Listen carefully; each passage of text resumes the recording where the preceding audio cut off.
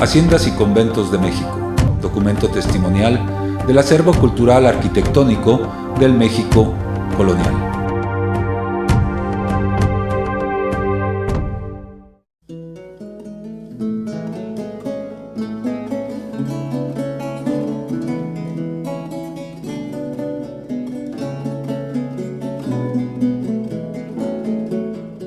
El marqués nombraba a los oficiales de justicia y administradores de su estado, como se decía.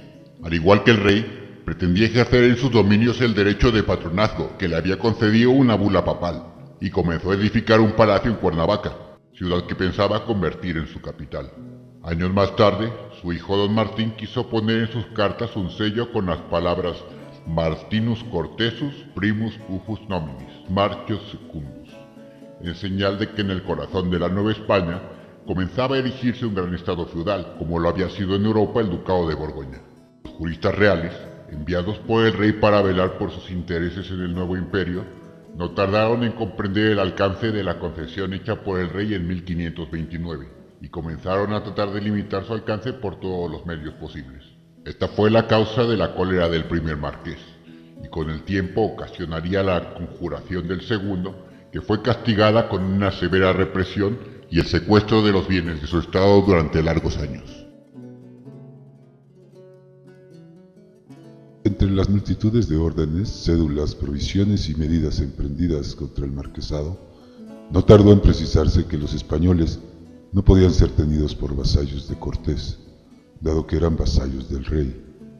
Esta regla tuvo consecuencias importantes, porque en adelante los marqueses se cuidaron mucho de fundar villas de españoles que hubieran limitado el alcance de su jurisdicción, lo que a la larga provocó que en el marquesado se conservara una población mayoritariamente indígena.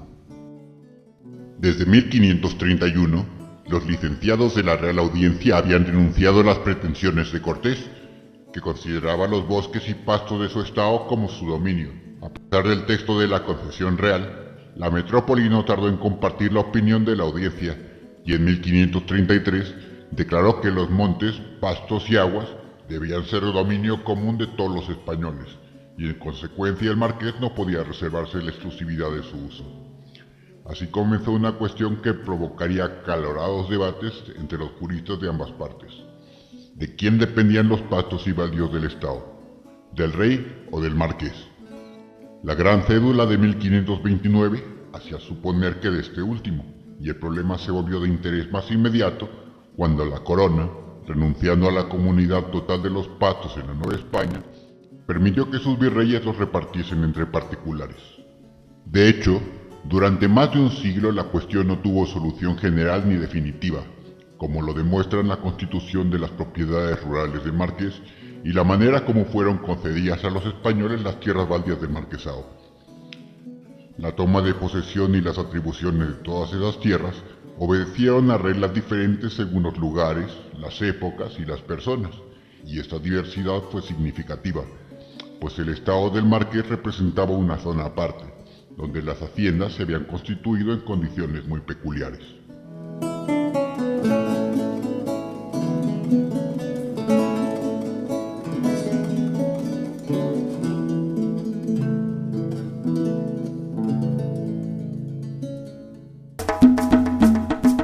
En tu programa Haciendas y Conventos de México te mostramos pedazos de tu propia historia.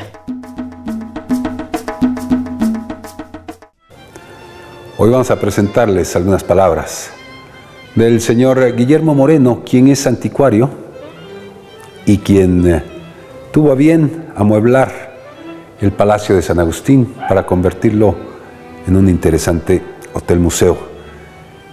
Este Guillermo se fue a París de compras para amueblar y para decorar este hermoso inmueble del siglo XVI.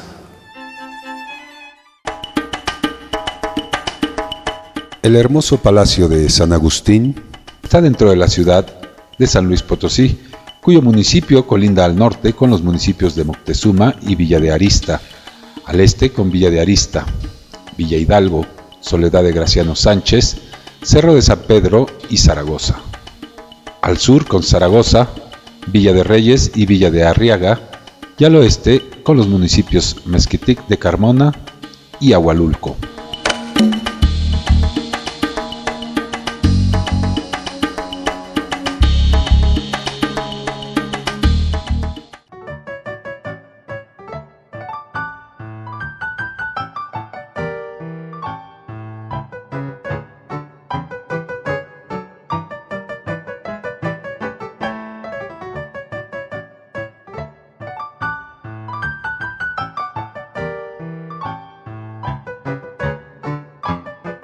Bien, ahora nos encontramos con el señor Guillermo Moreno, quien es el restaurador, anticuario y restaurador de este maravilloso lugar del Palacio de San Agustín, aquí en San Luis Potosí.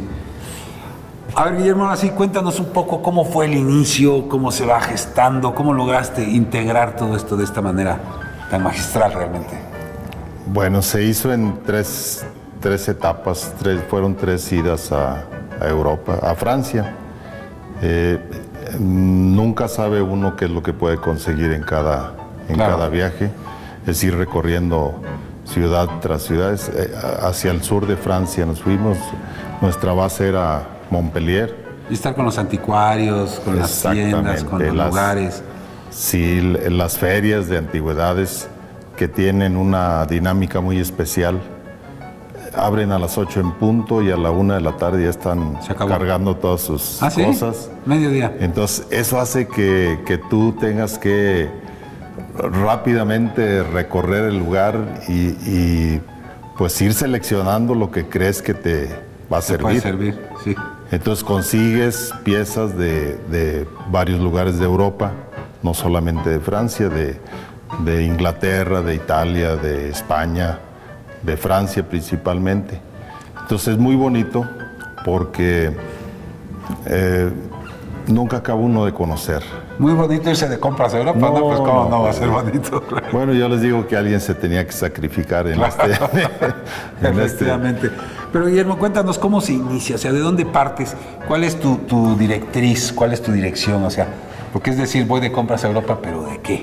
O sea, ¿cuál era la línea directriz? O sea, ¿en qué te basabas para escoger lo inmobiliario, las pinturas, etcétera? Se pensó en Europa porque hay un gran acervo de cultura de muebles, ¿no? Claro. Aquí en México es muy difícil conseguir recámaras completas, sí, que tengan burós, tocadores, consolas, todo. Y de la época, ¿no? Sobre todo. Y de la época, porque eso era lo principal. O sea, todo se ha hecho en base a la historia del edificio, de la casa, y se trató de no salirse de esa línea. A ver, cuéntame un poquito eso de la historia, ¿cómo hicieron para investigar? ¿De dónde surge esta casona? ¿De qué época es exactamente? ¿Quién la construye? Bueno, los inicios de esta casa deben de ser de 1600, de principios de 1600. Tenemos la primera escritura de 1704, donde habla que los agustinos, que eran propietarios de esta vivienda, la venden a un señor minero de Monte Caldera, porque estaba en ruinas la casa. En 1704 estaba en ruinas. Entonces se la venden con la condición de que la restaure. A partir de allí, pues este edificio va sufriendo constantes modificaciones hasta que es adquirida para hacer el proyecto del Palacio de San Agustín, todo basado en la misma historia, ¿no? Entonces, esa es la línea que se sigue.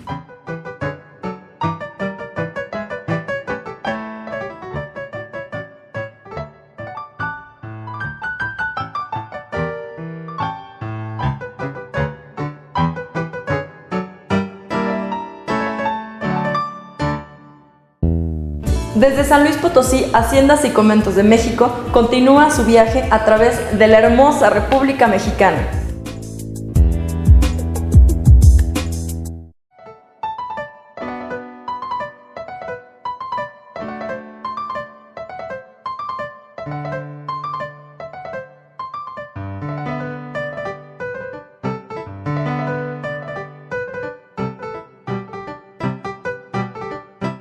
O sea, tú vas a Europa y quieres buscar todo mobiliario, pinturas, cuestiones, accesorios de la casa y todo esto del siglo XVII, estilo siglo XVII, ¿cómo bueno, es muy difícil. O sea, aquí todos los muebles tienen más de 100 años. Principalmente eso se buscó, que no haya ningún mueble moderno, ni copias, ni... Claro. Entonces, no precisamente, o sea, cualquier lugar, cualquier hacienda, cualquier palacio, aunque sea construido hace 1000 años, porque en Europa sí hay construcciones de esa época, se les va añadiendo al paso del tiempo, como es lógico, cosas más recientes. Pero aquí le hicimos la vuelta hacia atrás, ¿no? Aquí no queremos nada que sea contemporáneo, sino que todo tenga más de 100 años y que corresponda a la última gran remodelación que se hizo esta vivienda. Porque la gran remodelación, donde ya están las columnas del patio y donde está la forma que tiene actualmente esta vivienda, es en tiempos de Don Porfirio, 1880, 90. Entonces, si ustedes se fijan en todas las construcciones de la época de Don Porfirio, pues hay muebles de 300, 400, y igual de la época de Don Porfirio. Afrancesado, ¿no? Sí, es la influencia francesa que tenía Don Porfirio. ¿Y quién era el propietario de esta casona en aquel entonces? ¿Se conoce el nombre o...? Sí, fueron los agustinos los que iniciaron.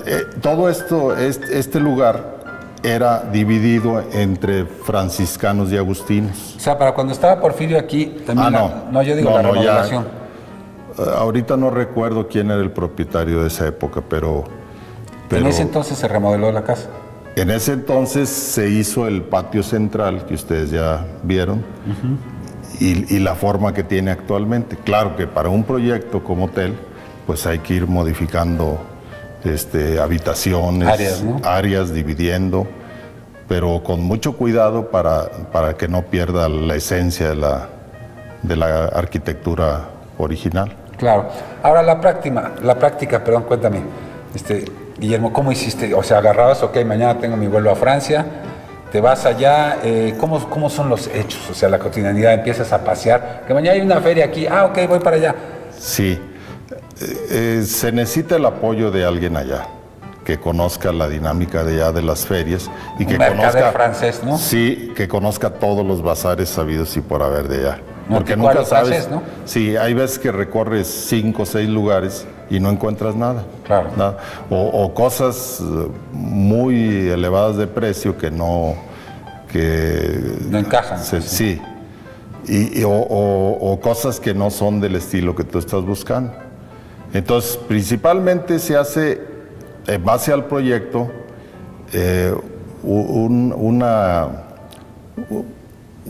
una lista de qué es más o menos lo que tú vas a necesitar. Yo necesito tantas camas, tantos tocadores, o sea, tengo 20 habitaciones, obviamente que voy a requerir 20 roperos, no se pensó en un estilo muy definido, ¿no? Muy definido. Sí. Nada más que fuera de época, ¿no? Exactamente, que fuera época y que fuera bonito. Claro. De maderas finas, que allá generalmente todos los muebles son muy bien elaborados. Sí. Con una calidad excelente. Sí, ebanistas, ¿no? Y cosas de eso. Ebanistas, sí. Y otra cosa que allá conservan muy bien, hay una cultura en la conservación del mueble. Entonces, como ustedes pueden ir viendo de todos los muebles... Están impecables, ¿no? Están como si fueran nuevos, ¿no? Sí. Es impresionante que hayan soportado esa mesa, no tiene menos de 200 años y está impecable. Está perfecta, ¿no? Sí. Y aparte es una ebanistería, son las maderas finas, son...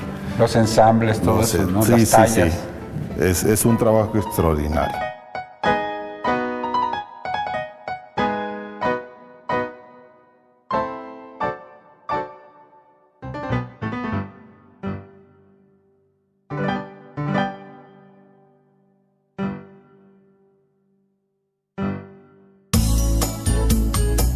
Haciendas y conventos de México. Un recorrido por la época que marcó nuestro destino.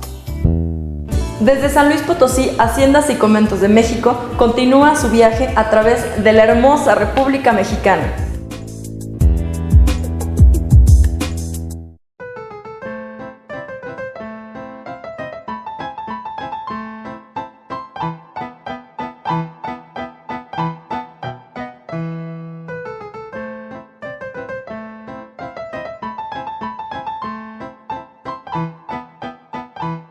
Ahora cuéntanos, ok, vas escogiendo esto, de repente lo empacas todo, lo metes en un container y te lo traes en un barco. ¿Cómo fue la traída?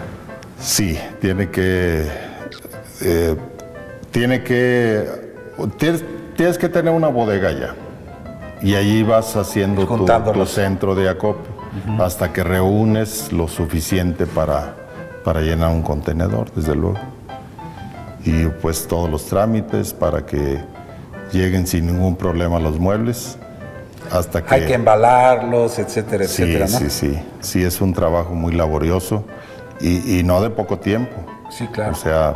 Y todo esto con profesionales, me imagino, allá, ¿no? Todo, sí. Gente todo. que se dedica a la mudanza, por así decirlo. Exactamente. Lo subes en un barco y te lo dejan... Pues tarda alrededor de un mes. ¿Llegó a Veracruz, a Tampico? No, a Altamira, sí, a Tampico. A Tampico, ¿no? Sí. Un mes en la travesía. Sí, más o menos es lo que tarda. Lo que pasa es que yo pienso que los contenedores van recogiendo mercancía en varios lugares hasta que ya vienen directo a su destino principal de acá América. Posiblemente de Altamira se siguen para Sudamérica, ¿no? Bueno, sí, así es la mecánica de... Y luego de ahí aquí es contratar un tráiler para que se traiga el contenedor hacia acá. Sí, y luego empieza ahí la labor de ir armando, ir viendo qué le falta a cada mueble, detallarlos. Claro, darles el acabado. Darles el acabado. Y luego en el edificio ir ubicando. Esto sí queda, esto no queda. ¿Cuántos contenedores se trajeron de allá? Fueron 3 vueltas. 3 contenedores. 3 vueltas. Llenos hasta arriba. Sí. Y esto, pues, yo digo que es muy bueno para México porque es un patrimonio de muebles antiguos muy importante. Incluso aquí en esta capilla, el lambrín, el Cristo, todo viene de Francia. Las bancas, fue un verdadero éxito conseguir cosas de capilla. Las bancas, todo, ¿verdad? Las bancas también. Todo es importante. Todo.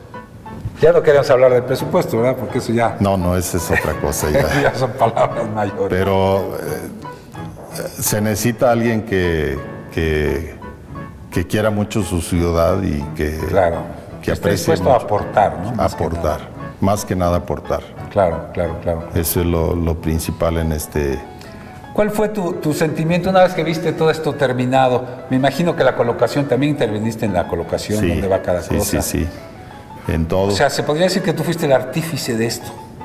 Bueno, en buena parte. Uno de ellos, ¿no? Uno de ellos, sí. Sí, hay varias personas que se les debe. ¿Había diseñadores también? Sí, los artistas, pintores y los cantereros. Bueno, a todo mundo yo creo que hay que... ¿no? Herreros también. ¿verdad? Sí, hay que felicitar a mucha gente aquí en este proyecto.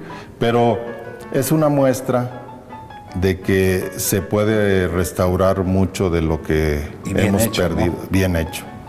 O sea, creo yo que esa es la principal sensación de que esto no acaba, no lo ves y ya te pasó, sino que cada vez que vienes sientes una emoción especial. Da gusto, claro. Y vas apreciando cada detalle que tiene, ¿no? Porque es una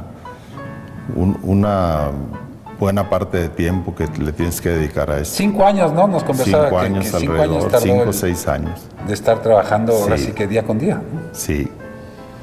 Entonces es una emoción muy ¿Cuánto especial. tiempo te pasabas en Europa, digamos, en uno de los tantos viajes? Pues alrededor de un mes. Un mes allá. Pero un mes de trabajo muy activo. De estar buscando, o sea, a las 8 de la mañana. Piedras, ¿verdad? Sí. A las 8 de la mañana ya vas saliendo, 7, bueno, según el lugar que fueras a ir a visitar, El tiempo a veces te llevabas las 12 horas viajando y viendo lugares. Había veces que podías ver más bazares, a veces pocos. Sí. Pero también es mucha emoción ir encontrando, a veces en lugares donde menos imaginas. Un hallazgo, ¿no? Una salita Ándale. perfecta. Esa Sí. está perfecta. O sí. ese lambrín que a mí me dio una emoción muy... Porque eso está todo desarmado. Y Claro. estaba en una bodega enorme donde había una buena cantidad de muebles antiguos, de muy buena calidad, pero que nunca te imaginaste que fuera a ver ahí. Sí. Sí, y encontrar ese lambrín, que es una obra de arte y muy antiguo, pues te digo, te va dando, ya después cuando tú vienes y recorres y ves cada pieza que Los conseguiste, detalles, ¿no? ¿Te acuerdas de la historia? sí, te acuerdas, sí, muy bonito.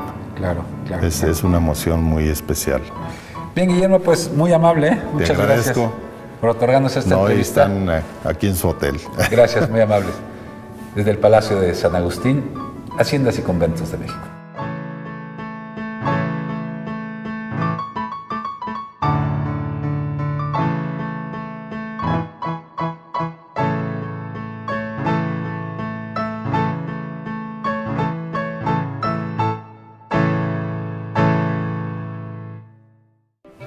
Desde el Hotel Museo Palacio de San Agustín, en la ciudad de San Luis Potosí, Haciendas y Conventos de México se despide de ustedes después de haberles contado la historia de cómo un anticuario de esta ciudad se fue de compras a París para amueblar y decorar este bello inmueble.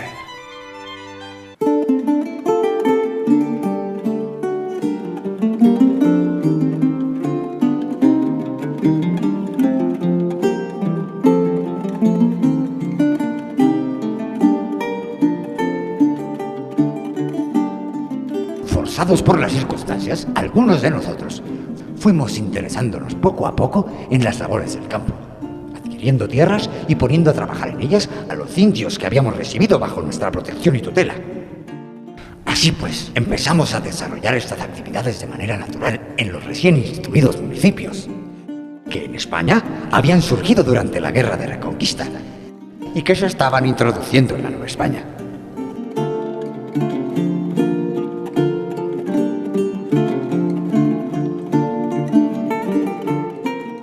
Por otra parte, las tierras que habían pertenecido a los caciques muertos en la guerra o dedicadas al culto de los dioses antes de la conquista quedaron jurídicamente libres, lo que ofrecía la oportunidad de dotar de tierras a los municipios en torno a las ciudades sin despojarnos a los indios de las nuestras, lo que hubiera perjudicado tanto a nuestra subsistencia como al sistema de tributos.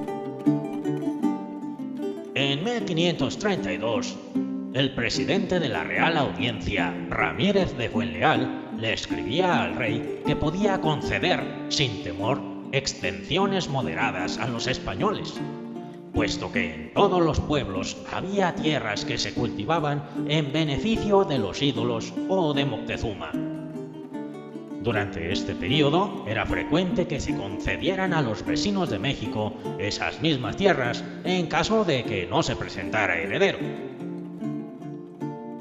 Las parcelas de estas tierras fueron tradicionalmente de dos clases, peonías y caballerías, siendo estas 5 veces más extensas que aquellas, y se otorgaban de acuerdo a la categoría del soldado que las recibía, dependiendo de si éste había combatido a pie o a caballo. En 1523, el rey recomendaba a Cortés que repartiera a los españoles de las ciudades recién fundadas sus vecindades de caballerías o peonías, según la calidad de la persona, mercedes que serían definitivas tras confirmación real y 5 años de residencia. La superficie de una caballería en este periodo era aproximadamente de entre 6 y 7 hectáreas, y en la práctica fue casi la única forma de parcela repartida porque los soldados de Cortés se negaban a ser vistos como peones. Entre 1530 y 1589, siguiendo recomendaciones de Fray Bartolomé de las Casas, la corona incentivó la migración de españoles pobres hacia la Nueva España, ofreciéndoles pequeñas parcelas sobre las que cobrarían derechos definitivos, incluido el de heredarlas después de 10 años, que con el tiempo se redujeron a 6. De este modo se poblaron las ciudades de Puebla, Santa María de los Lagos, Santa Fe, Nombre de Dios y prácticamente toda la Nueva Galicia, cuya economía tuvo un fuerte componente agrícola desde el principio.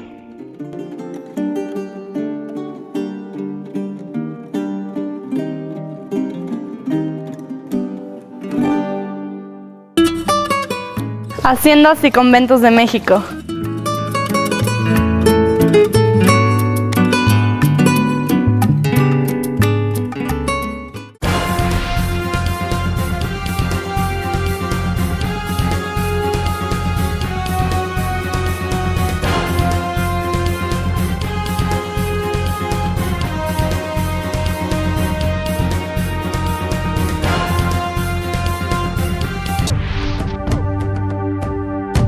Haciendas y conventos de México, documento testimonial del acervo cultural arquitectónico del México colonial.